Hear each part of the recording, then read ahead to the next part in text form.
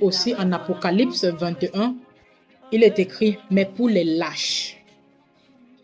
On parle mal de la parole de Dieu, on parle mal de Jésus, tu es là. Tu écoutes, mais tu ne défends pas la parole de Dieu. Tu es lâche. Ok? Tu dois identifier ça comme un de tes péchés. Pour les lâches, les incrédules, c'est-à-dire tu ne crois pas à la parole de Dieu, c'est déjà un péché. Le fait de ne pas croire à la parole de Dieu ou croire en moitié, c'est un péché. Les abominables, l'homosexualité entre dans les choses abominables. L'inceste entre dans les choses abominables. Les meurtriers, les impudiques, les enchanteurs, les diseurs de bonne aventure, les idolâtres, les menteurs, tous les menteurs. Il n'y a pas de petits mensonges. On ment parfois même sans le savoir. Mais c'est le mensonge. Le fait que tu aies peut-être un rendez-vous avec une personne et puis tu es encore sur la moto ou dans le taxi. Tu dis que je suis déjà à côté alors que toi tu sais que tu es loin. C'est le mensonge. Les petits mensonges là, ça mène en enfer. Donc on doit contrôler à la loupe ce qu'on dit. C'est pas facile mais c'est possible. Ok? Donc voilà quelques péchés qui sont cités dans la Bible.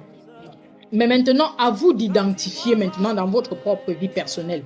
S'il y a des fantasmes que vous avez eu à faire, parfois même sur le lit conjugal, parfois même sur le lit qui n'est pas conjugal, il y a certains fantasmes qui ont été faits. Ce sont des choses abominables que tu dois confesser. Le fait même d'avoir perdu ta virginité hors de ton mariage, hors du mariage, c'est une chose que tu dois confesser. Ok? En dehors de cela, il y a plusieurs autres péchés que tu dois fouiller dans ta vie. C'est-à-dire tu t'assois et puis tu fouilles depuis ton enfance jusqu'à nos jours. Ce que tu as fait, les choses que tu as commises qui ne sont pas écrites ou bien que je n'ai pas citées parmi les péchés qui sont cités. Et puis tu les notes et tu te confesses. Tu te repens pour cela. Ok? La repentance ne se fera pas du jour au lendemain. C'est-à-dire tu ne vas pas changer du jour au lendemain. Tu dois passer par un processus de crucifixion de la chair. Parce que celui qui est en Christ a crucifié sa chair avec ses passions et ses désirs. C'est le fait de crucifier maintenant cette chair-là qui va te permettre de t'écarter ou bien de t'éloigner du péché. Parce que tu auras le dégoût du péché. Ok?